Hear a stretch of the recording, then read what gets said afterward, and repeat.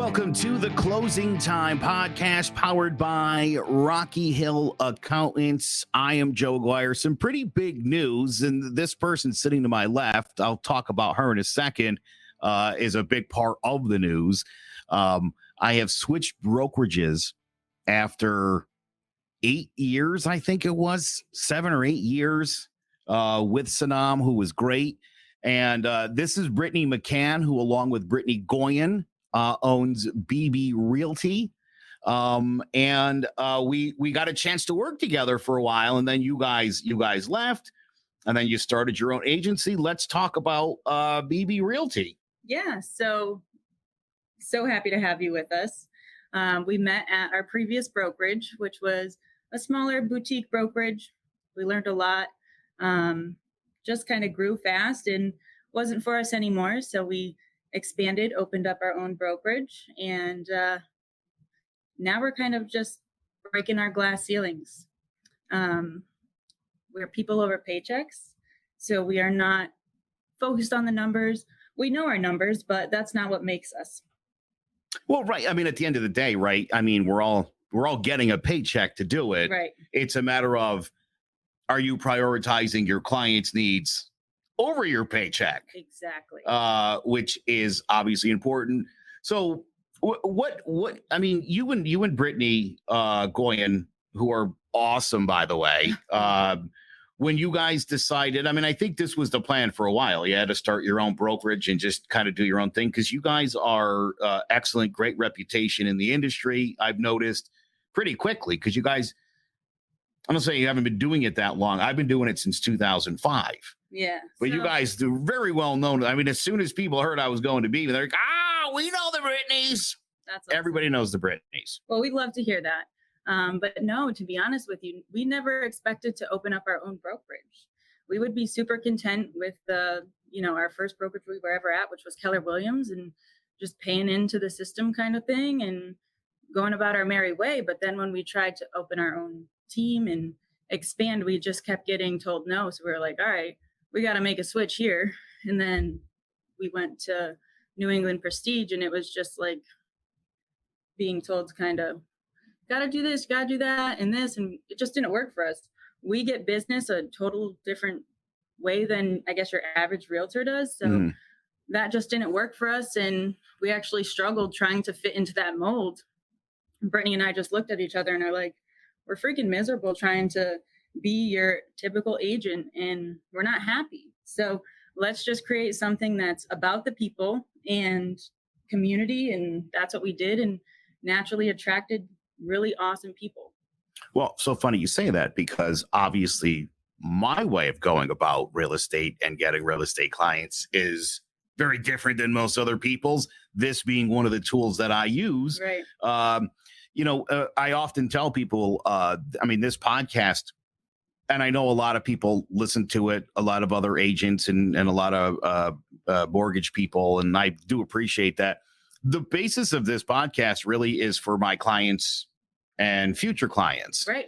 And, to have people on here like yourself, Chris Sawyer from Mac Home Mortgage on the last episode, just to talk about some of the stuff, educate people, because for me, I want my clients to be educated. Yeah. I feel like that is like the really the most important thing. Yeah. And it's very looked over. Yeah. There's people, there's a lot of dumb questions. Right. And that's the difference between us and other agents. There's so many realtors out there. You could throw a stone and hit another one. So you got to set yourself apart. And by providing value and being consistent, that's where it's at. That's what will get you consistent business. And so just before I came over, this was just a natural fit. Again, just sort of doing things a little bit differently. Spam risk in the middle of the show. I probably should have put that on silence. That's what I get. That spam risk calls me every day. Must want something important. Yeah, right. I had heard that you guys hired another radio personality who was an even bigger name than me. And then I found out it was Walmart Jeff, and I was like, oh no, he's not bigger than me. So that worked out really well. And he certainly helped out in the recruitment, because I had told him a million years ago, I'm like, get your real estate license, because I can't imagine that radio thing's going to pan out for you, Jeff. Yeah. Been telling him that for years. We are so happy to have him. He just lightens Lane's real estate, we're always so serious. And that's another thing that we try to be, is just real and authentic and ourselves. We can't be who we're not. And the second we realize like people like who we actually are and not who we're trying to be, that's when we attracted people like you and Walmart Jeff and some other agents that we have, some top agents. So this podcast, I would say, is a lot like how I do my real estate, right? A lot of joking around. Mm-hmm. Good times are had. You've got to have fun. But when it gets time to be serious, yep, drop some knowledge, give you some information, I'm all over that. Absolutely. That, and I love negotiating prices. That is my favorite thing. I got like a formula in my head, and it hits a lot. It's actually really impressive. I'm bragging now. Nobody wants to hear that.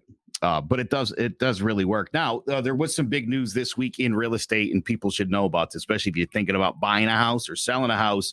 The State House of Representatives removed Section 4 from House Bill 6441. That section would have allowed municipalities to impose new taxes on residential and commercial property transactions. Hopefully, all of the realtors out there, when you got your thing from the Connecticut Association of Realtors, that you clicked on it, let your elected officials know you ain't standing for it. I did, and I didn't even realize. I'm going to shout her out, but Amy Morabello, who's our state rep in Wethersfield, I wasn't expecting it, but I got like a reply back from it. Wow. Yeah. That must have threw and it was off. no, because when I sent it, I wasn't like thinking this is going to go to Amy. I thought I was just sending it, and then when she responded, I was like, "Oh, yeah, that's awesome." But that is big news, because let's talk about this market right now, because I think, if you were watching the news 2 months ago, you might think it's a certain way. Yeah. But this market, it's always going crazy. Yeah.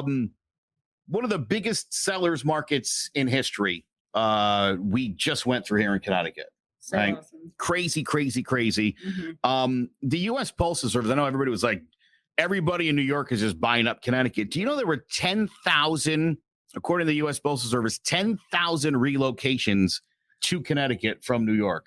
You saw some of that action? Yeah. Oh, yeah. Yeah. Yeah, Boston too. Really? Yeah. Ah, see? Boston too. Nobody talked about the Boston. No. You didn't hear much about that. No, you didn't. But they're coming. Yeah. That's makes sense. A lot of people are going too. We're seeing a lot of people leave and relocate to Florida. I guess the weather's nice. Yeah. They don't have state income tax too, right? I think that every state has some kind of tax, but I don't think Texas does. I think Texas and Florida don't have state income taxes. Really? Like Yeah. 0? Like zero. Wow. Yeah. Yeah. No hidden fee? No. Okay. That's why there's no education. Mm-hmm. Get you what you pay for. That's the real. That's exactly what it is. You get what you pay for. Now, more than half of homes are selling higher than asking price. I'm sure everybody's heard that. Mm-hmm. I'm actually going to tell you about one in a second that'll blow your mind. This is interesting, though. 19% of homes, they have to adjust the price because appraisals. Mm-hmm. House has to appraise if you're going to get a mortgage. Right. And I know I'm sure you've dealt a lot with this. Yes. Can you kind of just explain it a little bit so people understand? Yeah. The biggest thing is just setting the expectation of your client, making sure that they know the absolute, like the worst thing that can happen. So they're ready for that and they're expecting it, but they're hoping for the best. Personally, we've worked properties that have gone $80,000 over asking, but I've seen on Facebook and other realtors go $100,000 over asking, still not get it. So it's crazy. We tell our sellers, don't get greedy. It's tough out there, but you just can't get greedy and you have to set those expectations. Otherwise, you're going to have a really unhappy seller. When you run into that instance where the house doesn't appraise, are you're writing something into the contract beforehand, right? It all depends on the situation and if we're representing the buyer or the seller. Right. Yes, obviously. Right. So, all right, in the case of a buyer, right? So we would What is that called? There's an escalation clause? escalation clause. Yeah, so thank you. it all depends on the buyer and their situation. But if we do an escalation clause, we will go up to like typically say $2,000 with proof of bona fide offer from the other agent. So we're not going to just give you a $2,000 over with your word. We want to see another contract that is very similar to ours, and we'll beat it by $2,000. It's very simple, cut and dry. That is really simple. Yeah, don't overthink it. There doesn't need to be a food truck involved or paying for kids' college. Ask the sellers what's important to them. Is it closing day? Is it not getting nitpicked with inspections? Ask the agent how they want to receive the offer in one PDF or separate PDFs. Sometimes if you just go that extra mile and ask the agent how they want it, that's just what you need in order to get your offer accepted. How do you feel about the no home inspection situation when that comes up? And we're seeing that plenty.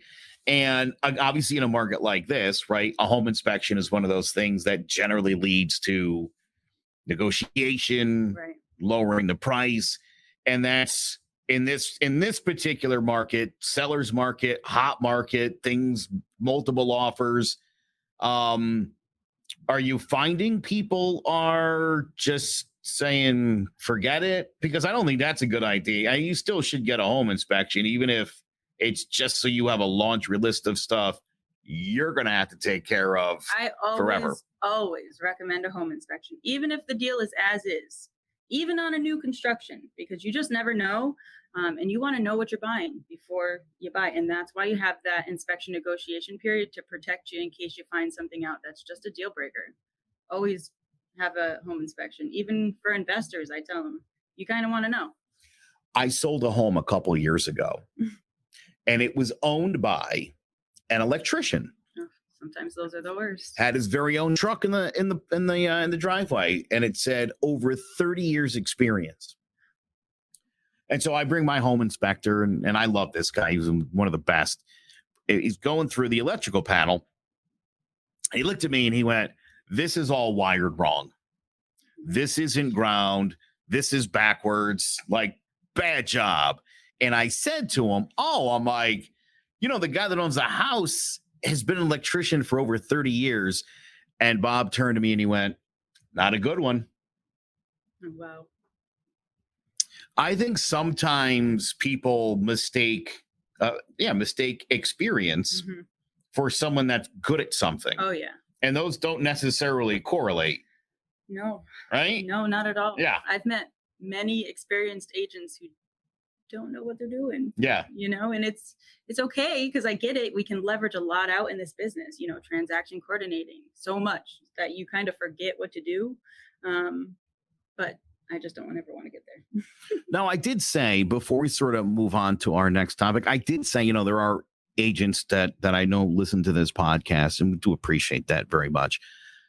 If you were to make a pitch to agents that are listening, like you did to me, and it was very effective, what would you say to another agent in order to bring them over to, I know this wasn't in the script, McCann. Yeah, no, that's okay. I can be put on the spot, especially with something like this. But we're just totally different. We're not your average agent. We kind of broke that mold of you have to act this way and you have to wear this outfit and make sure you're in high heels with your hair done all the time. No, not necessarily. You just got to show up and be reliable for your clients and consistently put in the work. If you work hard, you'll get what you need to get. It just may take you a little bit of time. But BB Realty, we opened our doors because we wanted to help newer agents. So like your brand spanking new agent who just got their license and is ready to go, has the motivation and a family to feed. We want to be able to give them the tools and let them learn from our past experiences so that they can thrive. We want them to brand themselves. We don't want them to just be under the BB Realty label. We want them to thrive and be their own independent agent. It's not different, it's not difficult either, but you just have to really want to do it for the people and truly be people over paychecks. Second, you get rid of that commission breath, everything else falls into place. For me, real estate has been something I've done additionally to being a broadcaster and stuff. And I love it. Like, I enjoy it because I enjoy the people, because the people who I'm serving are people who watch my videos and my podcasts and are like, yeah, I want you to do it. Yeah. I just today got a phone call from a buddy of my wiffle ball league. His brother's buying a house. He wants to know if you'll be his realtor. Absolutely. Yes, I will. That's the beauty about real estate too, is you don't have to work with everybody and anybody. You can choose to work with the people that you enjoy to work with, so that you enjoy your job and you don't dread coming to work every day. That's something else that I've really grown to love in this business. Yes. So radio people you want to work with, go work with the radio people. Funny you mentioned that, because I met Kevin, one of our employees, just yesterday at our meeting. And he got that hat made himself, didn't he? The BB Realty hat. This is a pretty cool hat. Not our employee, one of our other agents. What I just say? Employee. You know what I mean? Yeah. Just got to make sure. Got to be careful about that. I feel you. Yeah. Anyway, he couldn't have been dressed any more casually. Walmart Jeff week before. Exactly. Very cash. We're pretty cash here. I can't do casual. I don't know. I am. Can't do it. Kind of a happy medium. I feel like, I show up. You always look professional. Like, if I'm to get a call to go to a listing appointment, you could go. Yeah, I don't have to go home and change. I'm ready to go. And if I don't, then I go home, and I don't have to do that, but I'm always prepared. I assume Walmart Jeff has a bag of clothes in his car. He's just a whole vibe, and I think he can rock whatever the heck he wants. Walmart Jeff wears hats on listing appointments, like camo hats, and he kills it. He does look. I'll tell you what, I've known that dude for almost 20 years, and really, camo's his color. Yeah, so weird. I know, it's a weird thing, but he definitely pulls it off. No, we were talking about, you said you saw houses going 80,000 over asking. Yeah, we worked a few of those. And this is, again, Connecticut. It's a very desirable place. People from obviously Boston, which I wouldn't even realize, and that was such a big thing because you don't hear much about it. Obviously, we hear a lot about the New York, and I'm sure all points in between. This is a desirable place. In Washington, D.C., this is unbelievable. Chevy Chase, Maryland, which is one of the suburbs of D.C., a house there, a 5-bedroom, 5-bath house, 5,000 square feet, went for $1 million over asking. I want to be that agent. Yeah, $1 million. The house was listed at $3.495 million, and the sellers accepted the contract of $4.54 million. Sale closed on May 3rd. That is a commission, by the way, of $227,000. That's life-changing, guys. All it takes is one deal. One deal. Wow. Just one deal. That's insane. $227,000. That was the take home. And I even went lower rate. Right? Because at that price, you're probably like negotiating. I even factored that in. 3 days. It went on the market on April 16th and sold April 19th. So it's funny. Another sort of a side note on this topic. Because I see a lot of the Facebook groups. Oh yeah. Where the agents are like, everything sucks. Yeah. And one of the things that I think always gets me is the argument over, if a house is $1 million, if it's $2 million, like, you're doing the same work, why should you get so much more money? But listen, there's no set standard listing percentage. There's not, right? So then go work all $1 million houses then. Work all the $1 million houses. It's not that easy. Yeah. It probably isn't. It's not. No. Well, there's nothing about this is easy. If it was, I think that's the other thing about this business, right? There are like 7 or 8 gurus in this business who are always trying to teach you their system and their method. Right. And it works for like 2 people in your office and nobody else, because it couldn't possibly work for everybody. Right. Nothing works for everybody. It's really, you got to find your thing. You got to figure out what works for you, and you got to do it. Totally. And it probably helps to not be a jerk. Mm-hmm. I would say that's important. Oh, yeah. And answer your phone.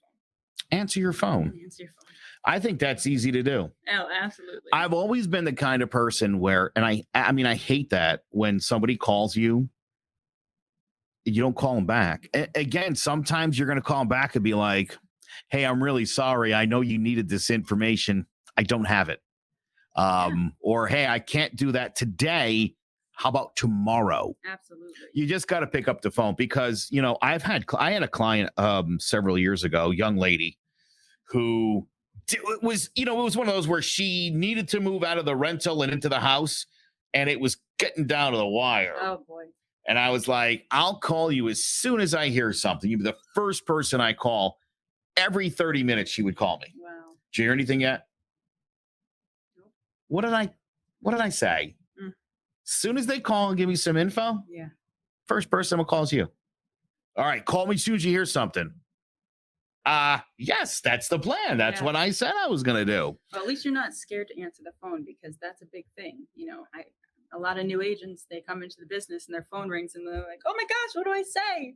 It's like, just answer the phone and get the lead and figure out what you need to say later. It will just come to you. And if you don't know, it's okay to ask or say, I don't know. Let me figure that out for you. Yes. People respect that rather than just say yes to everything and kind of be a know-it-all. I've always I have a daughter who's 8 who's on the autism spectrum. Mm-hmm. And I think the best word they taught her was, I don't know. Because when she gets a question and she doesn't know the answer, she would kind of like melt down, kind of like, and they taught her, I don't know. What a difference maker it is. Wow. And sometimes I don't know is the right answer. Right. It is the right answer. Before we wrap up, and Brittany McCann, thank you so much for doing this with me today. I really do appreciate it. And I hope you'll do this more because it's fun. This is my first podcast ever, so that's shocking because not only have you been on point, you sounded a little nervous for about the first 8 seconds. Yeah. You were you literally pointed out where we should do this for best lighting. So yeah, I'm just saying. Yeah. I feel like you kind of get it though. Facebook Lives, and we used to do Real Talk Tuesday, but never this. My goal is for Real Talk Tuesday to come back. Yeah. And it's so funny you mentioned that I'm nervous in the beginning. I totally am. Every video, anything like this, I will be. And Brittany and I joke because when I first got into the business and I would sit down for like a listing presentation or a buyer consultation, I would just like freak myself out. And you could literally hear in my voice, like me trembling. So Brittany would just take over and she'd be like, and this is this, and this is this. And I would just like catch myself and get my breath back and I'd be fine. But it's so funny where we've come, you know? You know what that means? It means you're not a sociopath. So silver lining. Yeah, we've come a long, long way. Yeah, we had a meeting here yesterday and I love this office and I'm enjoying all the people here. And the pets. And the pets. This is a dog-friendly office. Yes. And I'm a dog-friendly person, but for some weirdo reason, I don't know if I told you this whole story, but I was a paper boy. I was 12 years old, and I surprised a girl out walking her dog, and the dog bit me on the hand. Oh. In defense of his owner. I totally got it. Right. Everything was cool. The girl sent me love notes for like 2 weeks. It was adorable. For some reason, my entire life since then, so like what? That was like 1988? Long time. Wow. Everywhere I go, dogs do and act weirdly towards me. And inevitably, its owner will utter the phrase, oh my God, he's never done that before. I kid you not, if I had $1 for every time somebody said that to me, I could have paid for that over asking price on that house. And so our friend Jess Rydell, another agent here in the office, spectacular new agent, by the way, and one of the most confident people I've ever met in my life. She knows what she wants. She totally does. She brought her dog. The dog's name is Nash. Nash for short, or Nashville if he's in trouble. Oh, got it. Nashville. Shorten and Ash. Yep. Well, that dog came right up to me, and I kid you not, I sat down at my chair and I put my hand out, and he smelled my hand, and then he immediately stuck his head between my legs and licked like 3 or 4 times, like to the point where my pants were wet, like not like a stain, but just like, oh, all right, this is a little bit weird. And then he actually walked around you guys where he bowed to everybody and then jumped up on me and then just slowly started gnawing on my hand, cute like.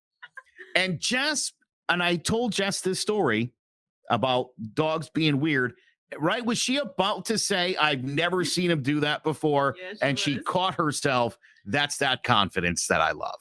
Yeah. Dogs you handled it like a champ, I gotta say. It's funny because now my kids want a dog. They've wanted a dog for a couple of years. And I'm like, guys, I don't think you understand. I like dogs. It's something with them. That's so funny. What do you think it is? I love you, Joe, but I think it's you. I don't think it's the dog. It's me. It's you. It's me. I hope Nash can change your perspective of dogs because it's definitely you. It's probably me.